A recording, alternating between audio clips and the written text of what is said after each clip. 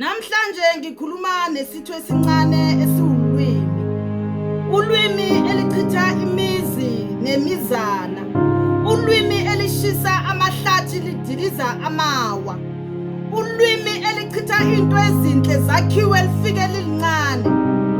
Ilimi elenza ukuthi abantu bangazwani namuhla. Umncane limi usithe esincane kepha ubabulela abantu. Umncane lwimi usithe esincane kepha ubhidlizile imizi yabantu. Kaze kube nini lwimi ubhidliza imizi yabantu iqeda? Uyisitho esincane esiphila kumuntu esingakhulumi. Siphuma masikhuluma siphafuza amanga sixabanisa abantu. Maye limi kaze kube nini uhlala ngabantu?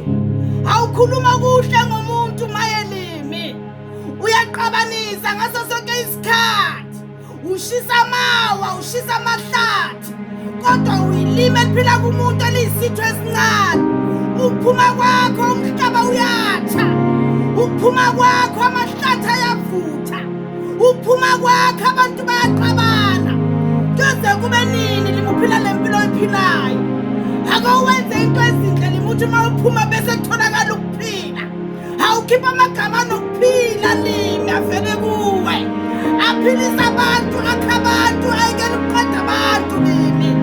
Maye umubi welimi. Ngabe uyophelelaphi kwimi elicabanisa abantu? Eliphafuza intuthu ubusuku nemini.